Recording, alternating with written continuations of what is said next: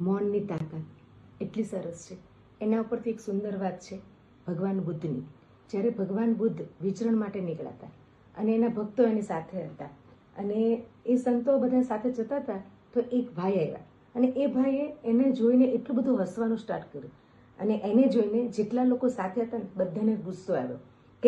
કેમ કે એ લોકોને એ એટલું ટીકા કરતા હતા, એટલું એના વિશે ખરાબ બોલતા હતા, છતાં પણ બુદ્ધ ભગવાન એકદમ ચૂપ રહેતા હતા અને એકદમ મૌન અને હસતા હતા મંદ મંદ.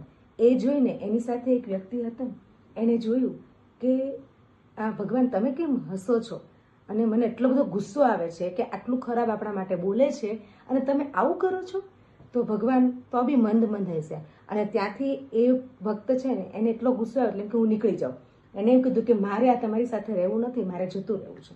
તો એ ત્યાંથી જતા હતા ત્યારે ભગવાન એટલું જ બોલ્યા કે વત્સ, જ્યારે આ વ્યક્તિ બોલે છે અને એ હસે છે, બધું જ કરે છે, તો હું તને એક વાત કહું કે તારે ગિફ્ટ લેવી છે, કોઈના માટે તે ગિફ્ટ લીધેલી છે અને એ ગિફ્ટ તું એમને આપવા જાય છે, પણ સામેવાળા વ્યક્તિને એ ગિફ્ટ નથી ગમતી અને એ એમ કહે છે કે આ ગિફ્ટ નથી સારી, તો શું કરશું આપણે?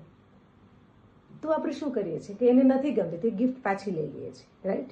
તો એવી રીતે કોઈ આપણને ગિફ્ટ આપે છે અને આપણને નથી ગમતી તો આપણે શું કરીએ છીએ કે એ ગિફ્ટને સ્વીકારતા નથી.